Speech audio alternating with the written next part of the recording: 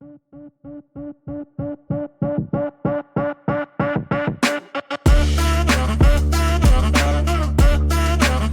is episode 64 of the Hybrid Coaching Podcast. In this episode, JK and I start out by talking about our vocabulary and idioms, and if you guys have any. Then we go into our program planning. We had a question about how we plan out our program. This is kind of the macro level of that. We get a special brief guest appearance by Lauren with a short pause break. And then we talk about movement substitutions. What can you do when you don't have the equipment needed to perform some movements? Let's make hybrid fitness work for you. How's it going today, JK? Mr. Pericini, I'm well, thank you. We were just discussing offline just then. Guys, if you're watching this or listening to this, apparently I say to Anthony before starting something, I guess, let's get stuck into it. And apparently that's an Australian thing. I've had other Australians message me that same thing. So, like JK just said, right before we jumped on, I just started this recording in the middle of us talking because we thought this was something we wanted to share with you guys. We were just talking about like what are some phrases and things that Australians say or Americans say that like we understand the context, but we didn't understand that that was a phrase or an idiom. And so JK was just about to tell me some of the things that I say that he's like, oh, I get what you're saying, but I didn't think to say it like that. Well, first and foremost, your vocabulary in the first place is very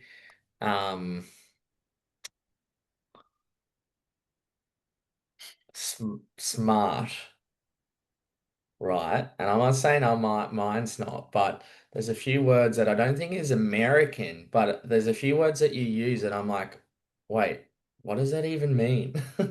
And I don't, here's what I'm saying. I think there's some Anthony phrases or Anthony, um, um, what do you call them? Like idioms. I've never heard of Idiom. that.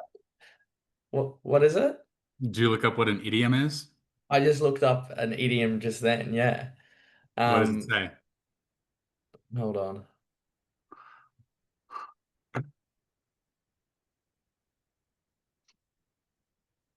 So it's a And phrase.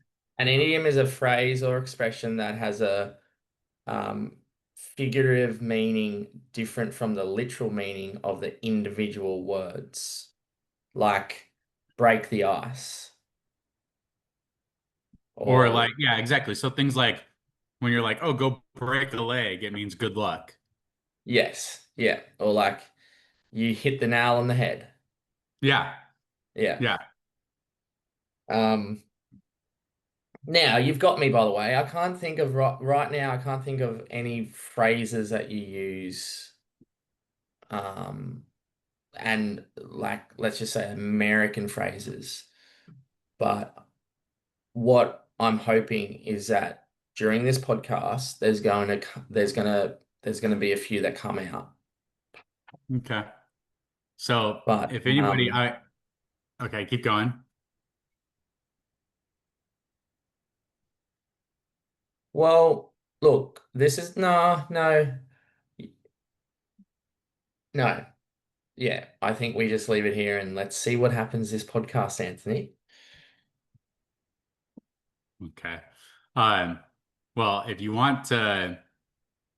anybody wants to see a really funny, like, what are they? Adult animated TV shows that Yeah. explains it pretty well. If you ever watched the show Archer, did you ever see that one? Archer. No, I don't think so.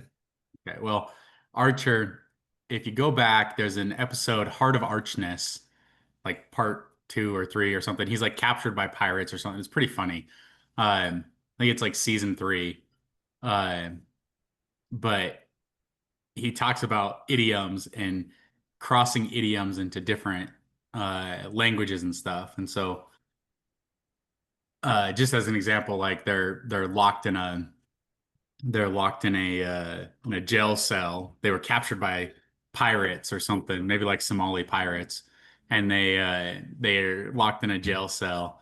And in the cell, it has lice everywhere, right? And so Mm, they're getting lice in their hair and stuff. And one of the characters was about to be like, "It's lousy with them," means there's like a ton of them. But that's literally from the phrase of lice. It's lousy with them. So it was literally like the Johnson lousy. was Yeah. lousy with them Yeah, yeah, yeah. Yeah. because it was a No, louse. that's Yeah. funny. So Uh, if you're listening to this and if you've got any examples of let's go American idioms versus Australian idioms, we would like to know. and idioms in different languages. Like, so an Yeah. idiom, guys, examples of them would be like, it's a piece of cake. You're gonna hit the sack by the skin of your teeth. Uh, barking up the wrong tree. Uh, a dime a dozen. Yeah. Things like Yeah. that. Those are Yeah. idioms. Bite the bullet. Bite the bullet. I think I say that one actually. There. Yeah. Anyway, we were beforehand, guys. Sorry, this talk extended into the podcast because I thought it was going to be interesting. I really wanted to hear what JK thought that I would say about idioms and about different phrases that are American. Uh, but JK also would say things like, yeah, you said let's get stuck into it.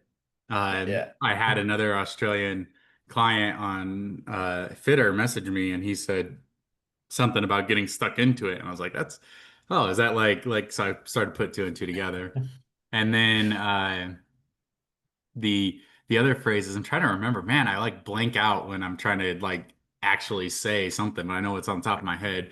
You say it a lot, JK. You'll be like, actually, you know what? The one thing is, I've heard, yeah, the one thing, yeah. yeah, Or apparently I say like I'll be honest a lot. yeah, yeah, I'll be honest.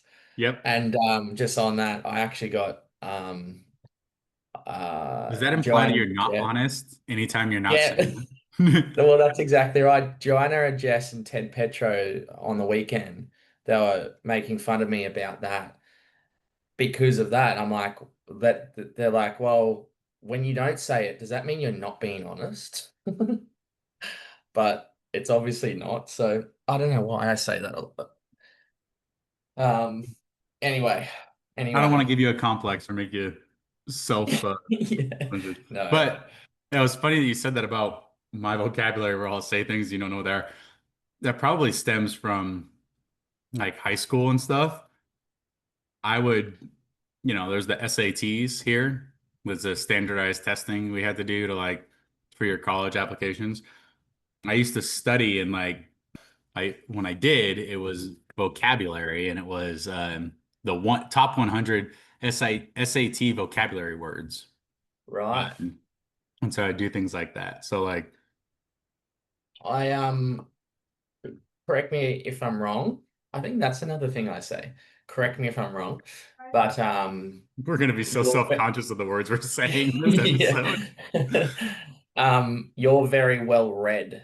I think you've read a lot of books and you've read just a lot. Would that be correct? I mean, if you count fantasy books, then yeah. Well, Yes, sure, yes, like absolutely. yeah. I mean, I've read. I actually am probably one of the people that actually reads a textbook. When I had it Yeah. for school, I'd read through the chapters during lessons and after and before lessons. Um, but yeah, also like I read a lot of like listen to and read. Nowadays, it's more listen Yeah. to than it is It's listened read. to. It used Yeah. to be a lot of read, but Yes. It's funny, Anthony, my grandma, who I see maybe like once every 2 weeks, it's a question that she asks me all the time. Like, are you still reading? And what she's saying there is like she thinks reading is very important um for our minds and picking up words and kind of like learning and understanding. the English language. So it's funny, she's 88 or 89, so she's um she was brought up obviously in a time that reading was definitely more a thing than what it is now. And it's like she asks me every time I see her is, "Are you reading?" or "What are you reading?" And half the time I have to say, not much really, because Oh, I do just listen to things more so than reading now.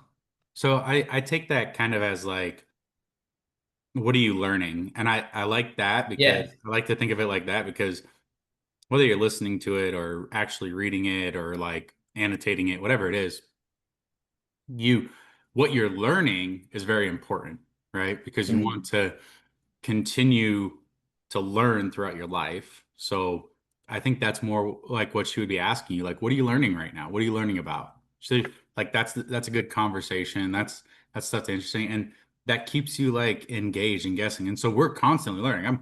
I'm always like going to try. something new, learning something new, no matter what you're Yeah. reading, whether it's like news articles, scientific journal articles, books, uh, journals, like, as long as it's not like tabloid headlines, you're good. Yeah. Yeah. Yeah, for sure. So anyway, I'm sure there'll be a few sayings or a few idioms that will arise during this podcast. Anthony, what's our plan of attack today? Okay, guys. So today, like we talked about last time, we're going to talk about that programming planning question that we got. Uh, we're going to go over it. We're going to describe how we plan where we start at. Where do you start at? Are you starting with 5-year plan, 10-year plan, 1-year plan? What is it? And then you're going to move into after that question, once we feel like we've exhausted that, we want to talk about some movement substitutions. I know I get a lot of questions, JK, I'm sure you do too, about like, hey, I don't have kettlebells today. What can I use instead? I don't have a D ball today. What can I use instead? Um, or I don't have sleds. That's super common. I don't have sleds or access to sleds. What can I do instead? Mm, So I want to talk about movement substitutions, and it's not necessarily scaling, but how can you get imitated stimulus from um, different movements that are commonly prescribed around our sport? yeah, Uh, so I think that's actually probably going to take us quite a while to get through. I actually think the plannings might take a lot of the episode. And then so and then we had a comment that I'm going to read. Thought that was funny. And we will, if we have time, maybe answer another really old question that I've had saved on one of my slides here. So, to start with, the programming planning question, I'm just going to read the question. And JK, I'm really interested in what you're going to say. So, I'd like you to go first. Uh, cool. but the question is, can I ask about your program style? When you sit down to write it, do you have a process? Yeah, and I'm excited to hear your answer to this as well because I'm assuming our processes will definitely be different. The first thing I'll say is it's different for every program slash individual that I'm programming for. So, just an example, if I'm programming for one of my elite athletes who I coach, let's just say Joanna Wetrick or Jess Petro, my process is slightly different to if I am programming for um, um, like a track or like a specific program for the masses. And due to the fact that my in my head, in my thoughts are like, okay, well, when I'm programming for Jess, I'm trying to think about um, what Jess needs, et cetera, versus like if I'm programming for um, a whole, um, a whole, a lot of people, I'm more thinking broadly, right? So that's the first thing. Now, How I program though is I always start off programming the running um, structure of each week. I always start with um, like building the running um, aspect per week. And then from there, I always do strength for the pure strength side of things. Um, and then from there, it's kind of like I make sure that I am putting in the right GPP slash Metcons on the right days, whether like, and just to give even more context with that, I make sure that the easier Metcons or the lower intensity Metcons are on the right days versus, let's just say, maybe a higher intense Metcon that is like only 10 minutes um, or so. So, um, and then from there, it's accessories and the extra aerobic work and PM thresholds. But that gives you context on how I operate. It's always starting with the running, then the strength. I'm sorry, I should preface it's strength slash strength endurance, more so. But hey, like as I just said, it's different towards it's different in relation to who I'm programming and or what what track or what person or what program I'm programming for as well. Um, I just an example with a track or with a program as such. I try to be about 3 or 4 weeks um, in front of where people would be up to right now. So I've got 3 or 4 weeks banked up. However, with individuals, I've got a plan, but I don't necessarily sit down and write their specific sessions until I try to have 2 weeks. So it's a little bit shorter time frame. And the reason behind that is because I talk to the individuals on on the weekly basis, and there might something might come up that needs to be changed, or so um I don't allow like there's not as much time so to speak that needs to be there for a slight change or two, more so for like an um individuals like a daily routine, or if something comes up and she can't or he can't train on this day, we got to change it to the next day and stuff like that. But yeah, I think yeah, that's how I program. Um Now, Anthony, you might have any questions, and feel free, but what about yourself? No, I mean, sounds familiar. My questions, if I'm trying to be the audience here, I would say, where do you Yeah, start? Like, so you get a brand new, say you bring on a brand new client, right? yep, And they're like, right now it's August and I want to race and say, okay, example, you have a client that's like a male athlete that has run a 59 high rocks before. yep, And they're like, JK, I want you to get me to a 57. I'm going to race in December and February and April, and I want to make the APAC regional. But cool. I think I need 2 times under 57. Uh, Yep. how do you start writing them a plan? So,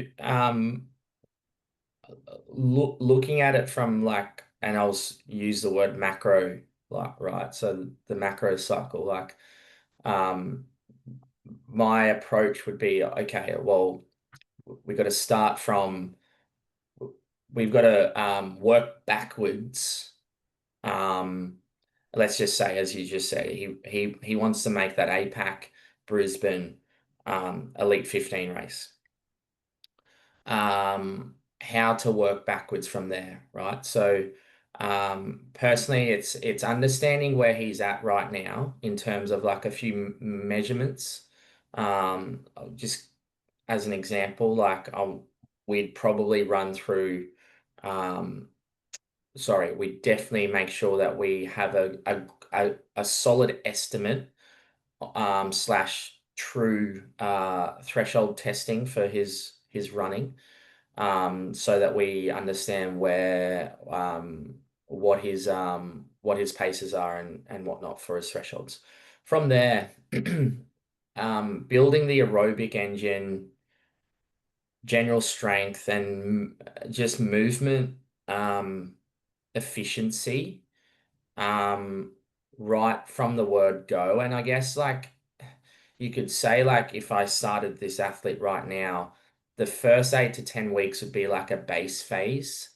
Um, like just focusing on that aerobic base, strength foundations, and more so not non-complex slash like just clean movement patterns. Um, to then obviously like um within like the next like I'm gonna say probably 2 months, it's probably focusing around like proper um double threshold, or start implementing double thresholds if this athlete is responding well, and then start introducing a lot more like muscular endurance. Um, Maybe depending on the athlete, maybe some tempo style runs, maybe a little bit more race specific before his first race, um, being in, I think you just said December, right? But if he's trying to get to the point where like the peak, and I hate using that word, but the ultimate goal is Brisbane, the in April. The race specific stuff, yeah, sure, there might be a little bit of it before his first race, absolutely. More so probably on from a mental standpoint, so he understands that um, he's touched sleds, he's done a little bit of sled work, he knows what it feels like to run off and on, etc., etc.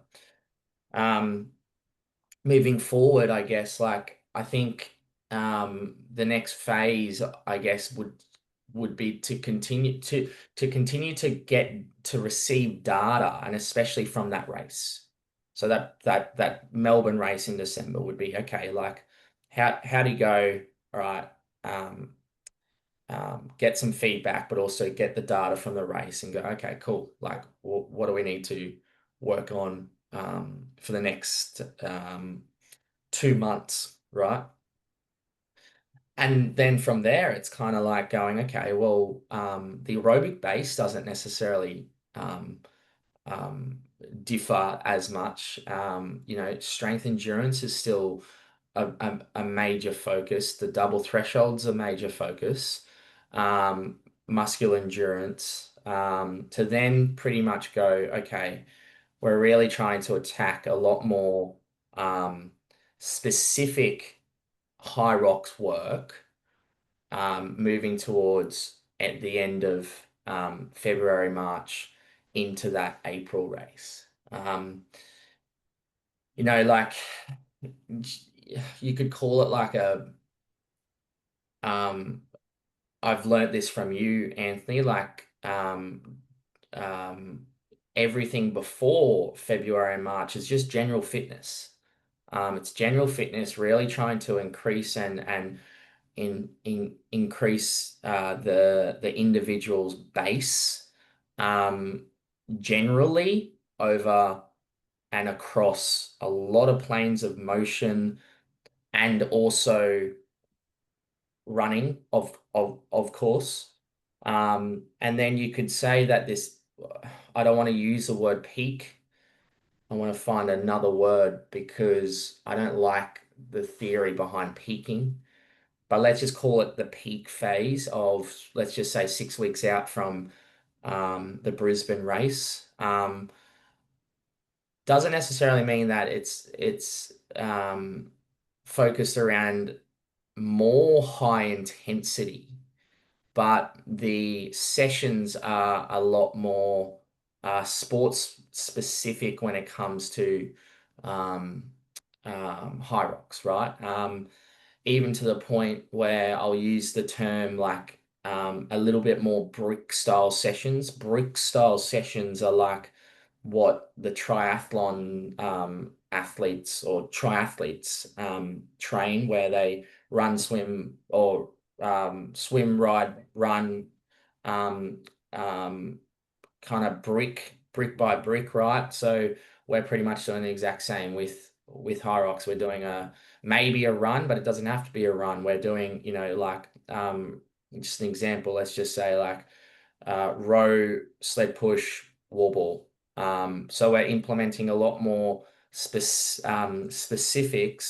into the training.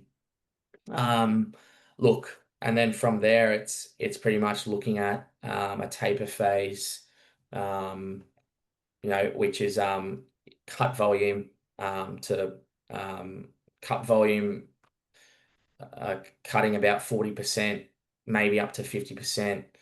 That taper phase includes like shorter, sharper workouts to sharpen the individual. Um, Look, I hope that was, I guess, the answer, what you were kind of looking for, Anthony.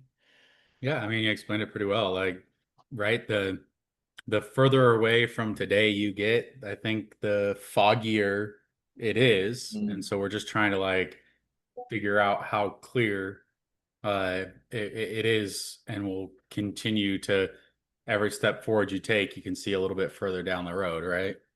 Yeah, for sure. Yeah. Mm. How would so how do you program? Let's start off with the actual question that we got from Okay. the individual. How, and then I'm going to ask you exactly the same about that male individual. Okay. So my program style, um, first off, uh, I do. I have a notebook here. Um, I carry it with me, and I actually have a notebook for each athlete. This is my general notebook, so it has a lot of like notes on intro calls. It has a lot of like my town hall notes. It has a lot of notes that I and to-do lists and notes and things that I have for the hybrid engines, daily dose or pro track. Um, let's see if I can find it. I just have basically notes in here from little drawings from Lily. Um, I'll use this analog stuff. Um, so here, this is going to be perfect because I can show um, kind of how I planned out to start with this year. Um, and so we have two programs that are I don't know what else to call them besides like race ready programs, general fitness, right? Uh, because that's what they are. Like I'm preparing you to do a race at any time. Yeah. And everybody's like, "Oh, you can't do that. Like you can't we have to like taper and progressive and like okay, but you can be progressive. You can taper. I send out tapers 2 weeks ahead of time. Um, so actually here is the page where I started. The very first thing that I do here, this was for the pro track what dates and how long is each cycle going to be. This is very macro. I do, okay, so I have a 9 week, a 6 week, a 9 week, an 8 week, an 11 week, and 8 week. That's what this year is Mm. going to be. Like That's how I planned it out and I wrote it down. I wrote on one side, okay, what does that mean for deload weeks? Like what weeks are going to be um, less volume? And when I tape or I deload the volume, I usually deload it almost most of it in the running. And then because if I deload like the GPP, people tend to, when their running's a little bit less, they'll tend to like up the intensity. I don't want you to Mm, up the intensity on a deload week, right? no, That's not that like defeats the point. that's So yeah, yeah. so I mapped out like what dates to what dates the start and end of each cycle were, how many weeks long they were, what races were within each of those cycles, because as you know, people are going to be asking for tapers during that time, how many deload weeks each one of these cycles has, and what's the point of the cycle. So each one has a primary goal, a secondary goal, and a tertiary goal. All right, so I mapped those out. Uh, and then this is just like outline structure. So within those, each cycle, so this is example of the one coming here. Um, this one is August 25th, starts next Monday. It goes to October 5th, 6 weeks long. Deload weeks are week 3 and week 6. Um, the theme, because I put a theme for everything, and I label the GPPs all have names, and they're Yeah. just like a themes. And so this upcoming theme is a song playlist or like songs from my playlist. And so Oh, each cool. each GPP has a song and artist associated with Yeah. it. So if you want to get like a pump up music, and I made sure all of them were like 160 or above tempo, I think, Mm, so they can at least have like some sort of pump up song yeah. during the GPP. But again, everything's easy. I write down when, like my style is double threshold. I run a base block of double threshold year round. That's why everything is like, JK, you've been running double threshold for a very long time. Uh, that's why we don't do everything at LT2. You burn No. up, we take it back, right? Um, so that's kind of the point of it. And so what I try to do is I get everybody race ready, and I I love using races as part of training stimulus. So if somebody's like going for it, but also like if you're really looking to have a pop a good race, like have a good race. I don't like the idea of popping a good race. It's not luck, right? You've performed, you've worked for this. Like it's not just, oh, I popped one. No, you worked for one, you got one. That goes back to that whole thing. Are you your best data point or are you your worst data point? And I always think like be optimistic. You're your best data point. That's like if you're able to achieve it, we can get back to it and keep going beyond it, Yeah. right? Um, so race ready, uh, you never decondition, right? So I don't have phases in here where I'm like, all right, you're gonna peak for this, and then you're gonna let all that fitness go. And JK, we don't do that. You know, we don't do that. We like use the fitness we have. And one of the things I try to do is I try to acclimatize people. Like if you think about it, like, okay, you got this big fitness, we had a big build. Like when we're actually building, it's a pretty increased line. And then there's a phase where it's acclimatization or consolidation, where we just are okay. We have these big pieces of fitness. Let's build the foundation bigger underneath of it. Let's like support the fitness we have, and then we'll start building up again, right? Yeah. Um, I've told you this before, but imagine you're digging a. I like everybody's like, oh, we're building a building. Okay, no, we're digging a giant hole, right? The deeper you go down, the more precise, minute it can be. You could drill straight down. You don't have a lot of fitness, but your top end, like you can't do it for very long. And if the size of the hole is like how long you can sustain, and the depth is how fast you can go. A 100-meter sprinter is going to be like a drill hole, small hole, very deep. Uh, Yeah. versus like a marathon runners might be like a big, wide, long hole and like not very deep. So I imagine like you shelf it down, and if you want to go deeper, you get it wider and then deeper. wider and deeper as you're digging the hole. And then when you really want to, you clean up all the slough and you can get depth out.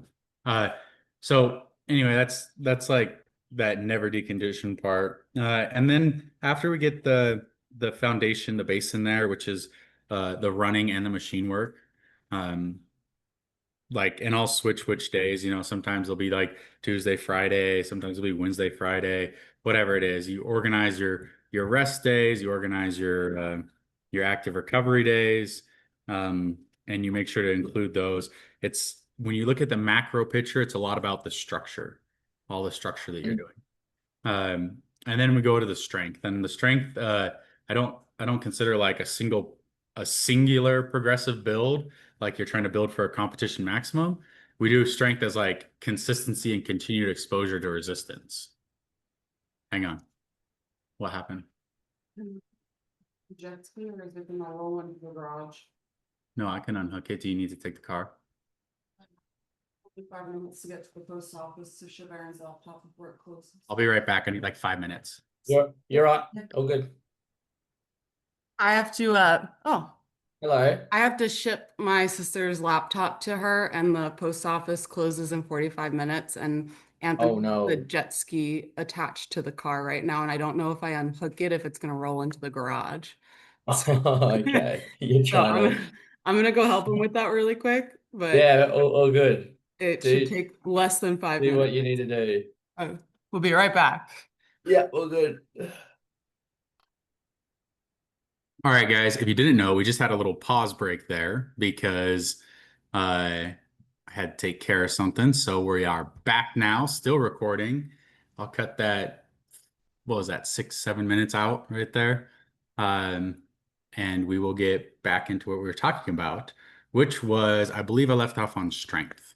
So the strength. After I program the running and the machine stuff, that is the bulk of the volume. I think we've talked about it on here before, JK. One thing that's really important to keep in mind is that like basically for a high rocks race and actually a little bit for a deca race too. A deca race is a little bit different because the longest stations are not necessarily the machines, although they are two of the longer stations. Generally, sometimes people will spend more time on the sled in that event rather than the two 500-meter row and ski. And Yeah, sometimes people spend 15 seconds on the bike. Sometimes people spend 2 minutes on the bike. So there's yeah. a pretty big discrepancy there as well. So for the most part, though, it's almost the amount. But the running and the machines in both of those events, and if you count the bike, then yeah, the machines too, and DecaFit. But the running and the machines in a lot of hybrid fitness events, and even like CrossFit, if you include the machines are a bigger percentage. They're not nearly the 70% of the race that they are on a high rocks, right? Um, so that's quite a bit of stuff. So that is the thing that I pay attention to most to start with. The running, the ski erg, and the rower. Um, And did you just say, so sorry to interrupt you, on the average, let's just call it, running, ski erg, and the rower is a roughly about 70% of people's overall race. yep. Yeah. And that's even for like so big example. I think I've said this on here before. Um, the world records right now, and sorry, JK, I'm going to use Hunter. Hunter and Lauren's world records, right? Don't say sorry. Well, I could have used yours. Like, I It's didn't not a do world this. record. It's not It a was world very, record. very close. So horses and courses, right? Uh, run and rock zone total from Hunter and Stockholm was 29 minutes and 5 seconds. The row total was 3:57. It was his longest station. The ski total was 3:37. It was 1 second faster than his lunges. So it was his third longest station. So just the run, the row, and the ski uh, equaled 36 minutes and 39 seconds of the 53 minutes, 22 seconds that he ran, which comes out to 68.7%. So a little bit more than two-thirds of the race, almost 70%. That is the fastest race that's ever been run, right? Mm, And that is almost 70%. I assume, and a pretty easy assumption here, that if you're a slower runner, and if you are the general population, or if you're somebody that's finishing in 60 or 90 minutes, your percentage is more than 70% of the race is going to be your run, row, and ski. mm, Um, and the same thing, for example, on Lauren. We just said Hunter's was 68.7%. Lauren in Glasgow ran run and rock zone, 30 minutes, 18 seconds. Row, 4:15. It was her longest station. Ski, 4:13. It was her second longest station. For a total of 38 minutes, 46 seconds out of the 56:23 that she ran, it was 68.8%. So 68.8. so yeah, 68.7 and 68.8%. Those three stations from out of the two world records. That's very, very close. That means that like you're talking about a majority of the race is just spent there. Mm, Uh, so I'm not saying like so the remaining 30% of the race is very important because you have to be able to do it, but the remaining portion of the race is just like get it done, mm, be proficient. The better you are, the better it is. But really, if you think about it, a second gained in any of the rest of the race, if you were to do like equivalent time wise, is only worth 3/10 of a second versus a second gained on the run, row, or ski is 7/10 yeah, of a second. So your yeah, opportunity cost for improving the run, row, and ski is much greater than improving the other pieces. yeah, yeah. Uh, in terms of just like what the race is, right? Um, okay. So getting back to programming, we're talking about strength, but the number one thing I was thinking of was plan your base first. And when we talk about strength, we're not looking for a competition one rep max in our strength anywhere here, right? We're looking for aerobic power. We're looking for your ability to output at a high level of resistance. Okay. What that takes in order to do that is consistency and continued exposure to resistance. It takes time to build, right? We're not building a linear program that's 6 weeks to a stronger squat. Like, yeah, you can do that. You can peak up for that squat and then you're going to lose it like 2 weeks later, you know? Like you're not going to be able to maintain that squat and maybe you get 5 pounds of base out of it instead of you could have for 8 weeks been building consistency and maybe got a 10-pound jump that you can hold, that you can sustain. Because instead of just doing like hypertrophy stuff that's muscle size increase, that when you go to run more, all of a sudden you're going to lose that size, we do more muscle fiber recruitment instead of hypertrophy. So now the Yeah, muscle fiber recruitment sticks around and those synapses are firing more often and we can use them. And yeah, they get tired, but you have more of them now and yeah, longer chains, you know? So instead of hypertrophy goals to get stronger, because there's two there's two uh, drivers to getting stronger. There's two like main movers. It's um, volume of the cross-sectional area, right? Which is hypertrophy. So like how big is your muscle? And then how many muscle fibers are contributing to moving a load or contributing during your exercise, right? And those are the two aspects. So density of muscle fibers and volume of muscle fibers. Um, yeah. and so those are two very important things. You just tagged me in something while we were talking here, and I got the I notification. did. uh, so You'll like it. the strength. So when I talk about strength, I talk about continued exposure. Like I said before, I have a 9-day cycle that I go through. It's usually squat, hinge, press, squat, hinge, press, squat, hinge, press. And then like when you hit a rest day, I don't skip the rest day. I actually just skip that movement for that day. And then we continue on.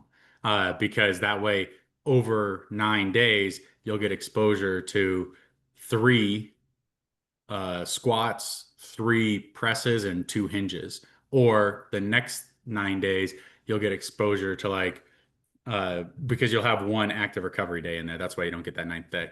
But over the next 9 days, you'll have like three hinges, three presses, and two squats. So like it's continued. And so it's long-term strength gains is always what I'm looking at um,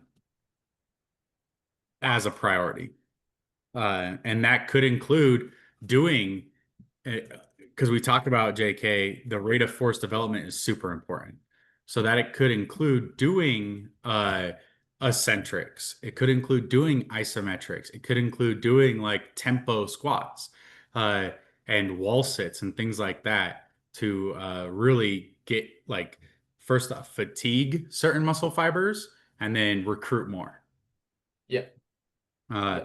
so I think all those things are very important. So I go big, broad, aerobic, which is um, our double threshold, our strength runs, our easy runs, and our strides.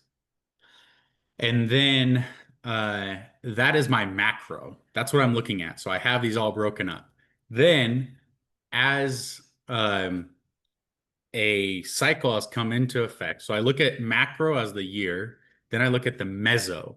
The is like the monthly or weekly plan, right? So then I start looking at like, okay, I want this many miles per week here, this many miles per week here, and then a deload, and then this many miles, this many miles, this many miles deload. Like, and I'll determine whether I want 3 or 4 week between deloads. Uh, and I'll plan it out that way.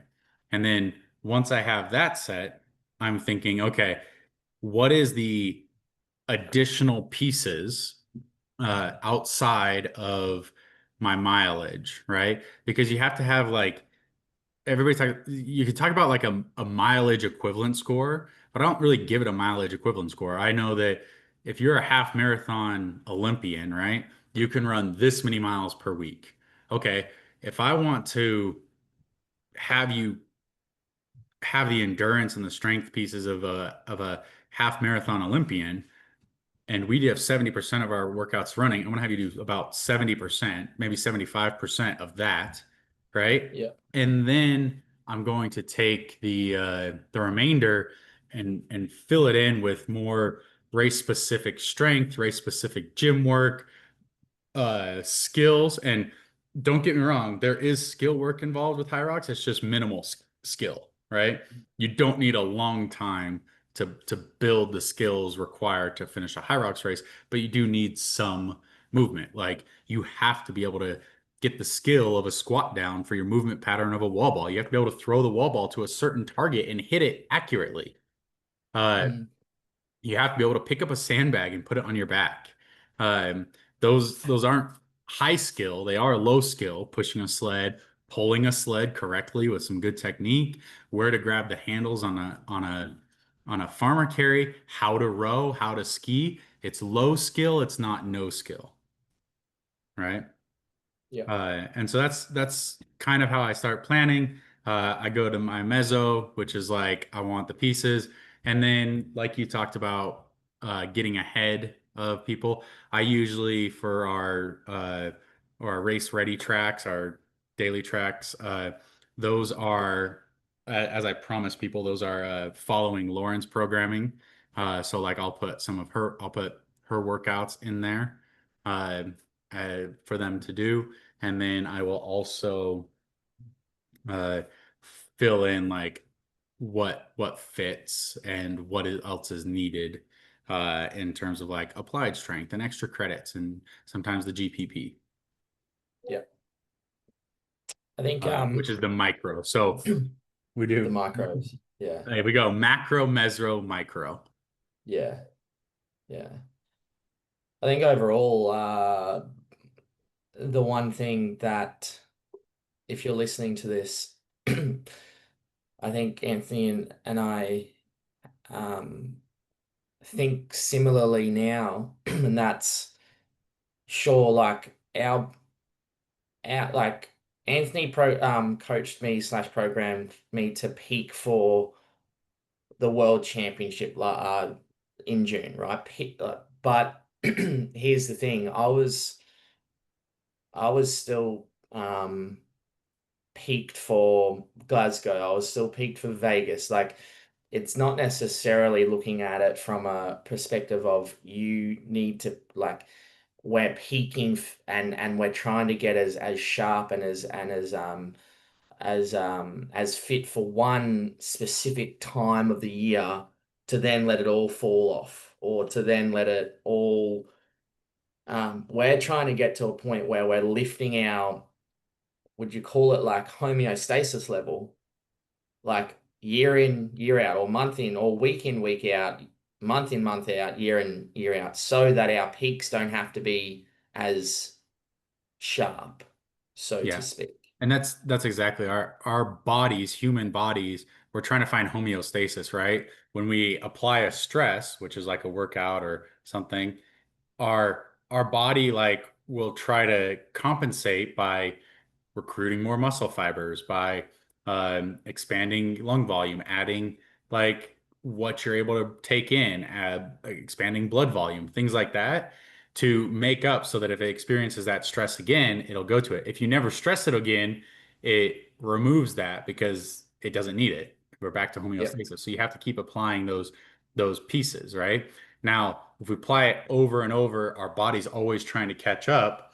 Eventually, like I talked about, we have to acclimatize. We have to get back to homeostasis. We have to consolidate the fitness we have. So you got up for Hong Kong last year, right? And then we had to like your body was at this high level of homeostasis. We wanted to make sure that that's where it stayed. So we kept applying the same pressures so it stayed there. And then when it got closer to Vegas, we applied new pressures and stepped you up again. And so that's what I mean. Like we'll go up and then we'll consolidate and then we'll go up and we'll consolidate. We're trying to adjust your body to a new level of homeostasis so that when we apply the right pieces to you, you start to feel like your trends. And Anthony, I reckon I've got about 10 more minutes. okay, I So think we're good on planning. Is that yeah, I was just gonna say, is there anything so? else that There's there's one thing I want to read. I looked this up. We got a comment. It's not a question, it's just a comment. And I want to read it to you because I thought it was funny and I really appreciate the comments that we get. Um, so this guy said over on Spotify, these guys are my easy run buddies. I listen to them on almost all my easy runs, and they sound really smart when you listen to them at 1.25 times speed. That's so good. Does that mean that Thank we you. don't sound as smart when we're on normal It's speed? smart. Or so, guys, if Yeah. you, that's a good reminder. If anybody wants to know, you can adjust the speed on any of these podcasts, not just Apple or Spotify. Like you can adjust the playback speed. So you can play it at 1.25. You can play it at 1.5. If you want to hear us talk really slow, you can play it at like zero point 0.5. Um, so like there's a lot of different ones there, but I thought that was a funny comment. So um glad glad we got that. Uh but let's talk about movement substitutions now. Yep. Oh, before we do that, did you watch or did you see the results of the Leadville 100? No. Okay. No, I So didn't. the Leadville 100 was this past weekend. Phenomenal race.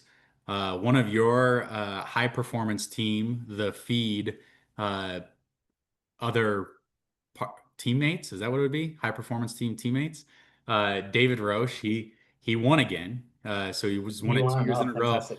and 2 years in a row he's broken the course record. So Oh, wow. he broke the record that stood for 20 years last year, and then he just broke his record again by like 13 minutes again, I think, Wow. this year, when he wasn't going to. And so after listening to some of his stuff about uh how he performed in the Western States 100 to come back and do this, Hmm. that was phenomenal. So Yeah. just really cool to watch that, but also Elite 15 World Championship High Rocks racer Chris Rogowski also ran the Leadville 100. And I believe she finished in a time of 25 hours. something like that. So pretty good. It's her second time ever running it. And I think she did fantastic. So I just want to throw that out there. It's really cool Yeah. to do it. Lots and lots of nutrition and hydration all along that course. So make sure you guys check that out. I would just Anthony, I would love to be able to say that I'd love to be able to race that one day. I know it's really hard to get into, but yeah, congrats to David because I've been following his year and he hasn't had the most smooth sailing year. So that's awesome. Yeah. Congrats to David Roach. So really, really cool to see that. And yeah, if you guys go watch, Lauren just put out a new YouTube video. JK's been pumping out some YouTube videos like crazy. So go check those out. Those are fun to watch. You can just look into JK's life every single week. We have very slow internet up here, guys. Just for example, it took me 3 days to upload our last episode.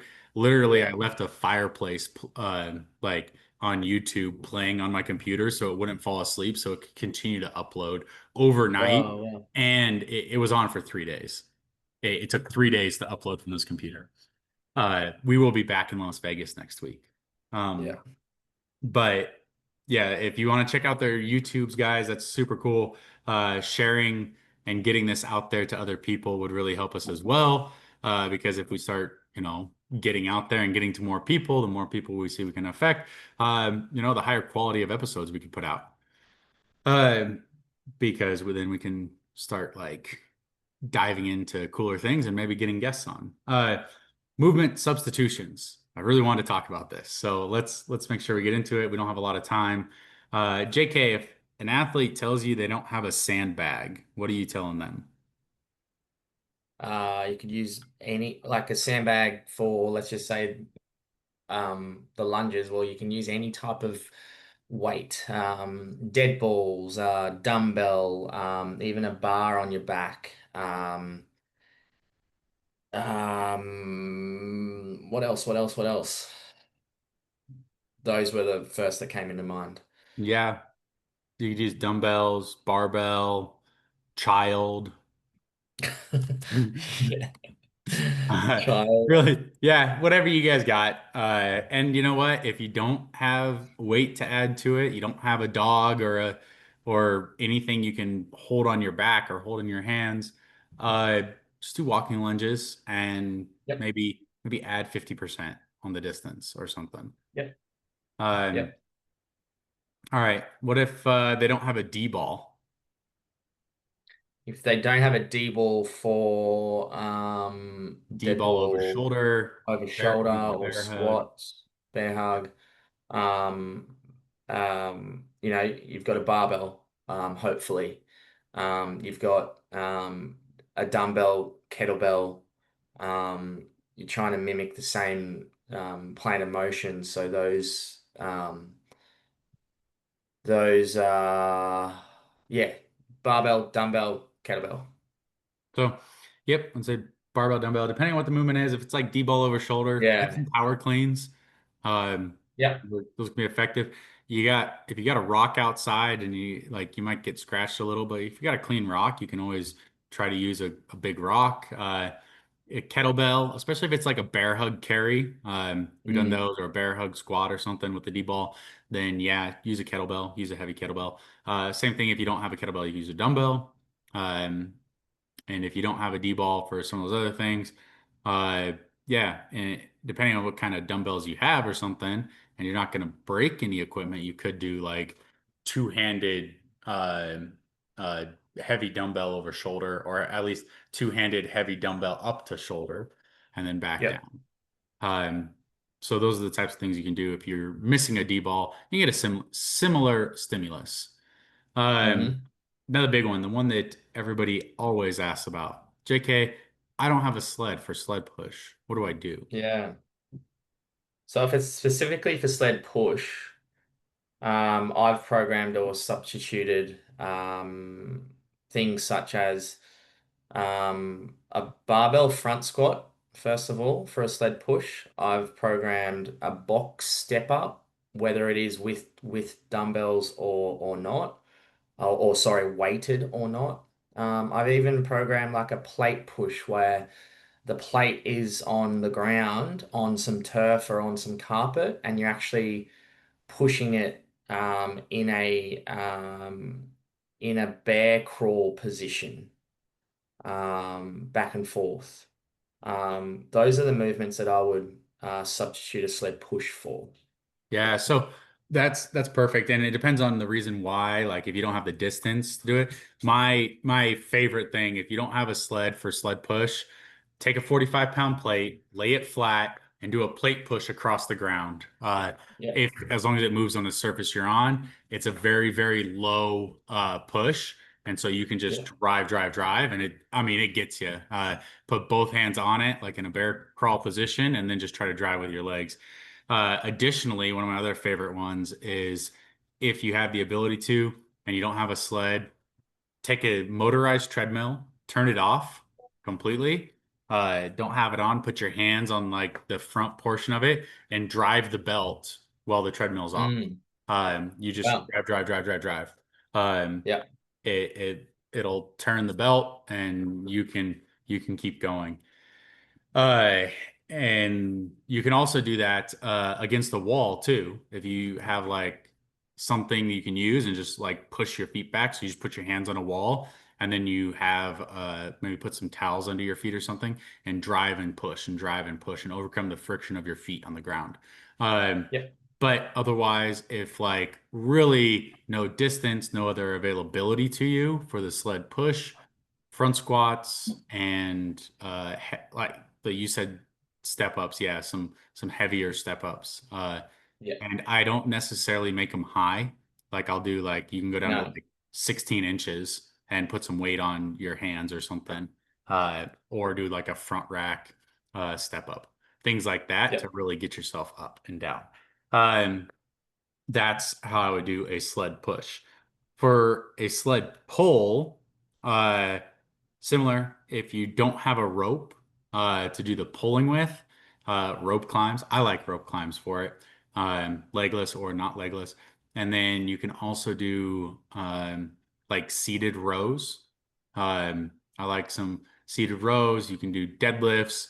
Uh, you can uh, do like some barbell bent over rows, some T-bar rows, things like that. Those things are all fantastic for substituting sled pull. JK, what do you substitute for sled pull? So what about everything that you just said, but also I've programmed like a backward resistant band walk. So resistant band, hopefully like the heaviest or the most robust resistant band around your hips, and then the other side of the resistance band around like a barbell rig, something that's stable, and you're in a squat position, and you are trying to walk backwards, come forward, backwards and forwards for time. Um, But I like that, and that reminds me too. I've done like backward monster walks. So you yep, backward put the monster band walks around pretty your much. knees or your hip, and you keep doing that. But also sled drag. We do lots of sled dragging.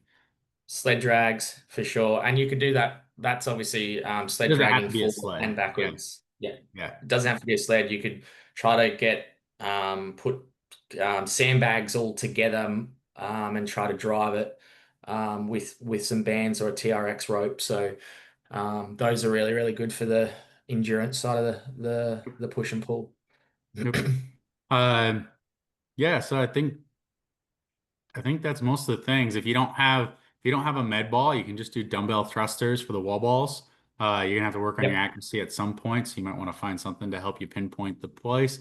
But in terms of mo movement substitutions, I think that's the majority of them. And I know JK, you got to go. So What, just quickly, Anthony, just one more, right? What yeah, about if, hey, like, I don't have space in my gym to do burpee broad jumps, and then I don't have space to do farmer carry, like to actually carry. I don't have space to do walking lunges. What do I do if I have to do those three movements kind of standstill, kind of in one space. What just quick fire, what would you say for the burpee broad jump, farmer's carry, and Uh, walking lunge if you can't so I'm move? assuming the burpee broad jump is you don't have space to do a broad jump. You still have space to burpee. Correct. Um, and even if you don't, I like do some double unders, do some burpee to high point touch. So touch up Hmm. that's about 12 inches above your maximum reach when you're standing tall. Make yourself jump up. Um, and you can make yourself really get up there. You do burpee box jumps instead of burpee box jump Hmm. overs. You could do burpee to plate. We do a lot of burpee to plate. In terms of like the horizontal jumping, if you don't have the ability to jump horizontally very far, if you can burpee, then it means you probably have at least 6 feet. So I would do like a depth drop into a broad jump and see like Yep. repeat those a few times. Um, as far as the kettlebell farmer carry, uh, various things. You can do lunges in place with kettlebells in your hands, and Hmm. that's just time under tension duration for your grip. You could also do kettlebell farmer march. So you hold the kettlebells and you go and you march on a 3 inch plate. So like you put a 45-pound plate Up and on the down. ground and you just basically march step, step, step, step, step, step, step, step, up and Yep. down, up and down, up and down. And you do it for a time duration while you're holding the kettlebells, because if you don't have the distance to go or a certain number of feet. Um, Yep. and for the, what was the last one? Sandbag walking lunge. Yeah, you just do Semi some walking lunge. Yeah. yeah, just do some reverse lunges in place. You Yeah. can do a deficit too. Like we'll set up Yep. again, I love for some reason I love to lay down a 45-pound plate on its side. I use it for a 3 inch stand and I just do backward lunges off of the 45-pound Off plate. that. Yeah. Yeah. Those Yep. some reverse lunges. So those are just kind of the things you can do, guys, when you're stuck for movements and you don't have anywhere to do the things you need to do. Yep. For sure. For sure. Um, Thank you, Anthony. Thank you, JK. Oh, I don't think this episode's going to get up until Friday night my time, if it does go up that time, because I will probably spend today and tomorrow editing out that long intermediate piece where I had to run out of the room. And then if it takes 3 days to upload, it won't be uploaded before I leave. So it might just be faster to wait until I get home. Uh, for sure. For sure. but JK, where can everybody find you at?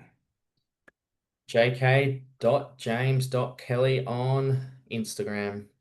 Nice. And then guys, you can find me at the Hybrid Engine. If you want to message us, if you have questions or comments, if you want to compliment or insult us, you know, don't hurt my feelings, message to JK. But otherwise, I'm happy to hear anything you guys have. You can send it on over to us either on email or Instagram, or you can comment on and leave a review on Spotify or Apple or wherever you're listening to us from. Additionally, guys, JK got the feed hat on. We talked about the Leadville 100, where a feed athlete just did super well, obviously breaking a course record. I want to say that, guys, if you want to be part of, get a little bit of cash back and feed credit when you visit the feed, go to thefeed.com/teams / the hybrid engine, and you can get up to $80 in feed credit. And if you're a returning user, you'll get 5% feed credit on anything you purchase. And if you spend over $60, you get a customized water bottle. That's it. That's it, Anthony. Awesome. Thank you, everyone. Have a great day. Thanks, guys.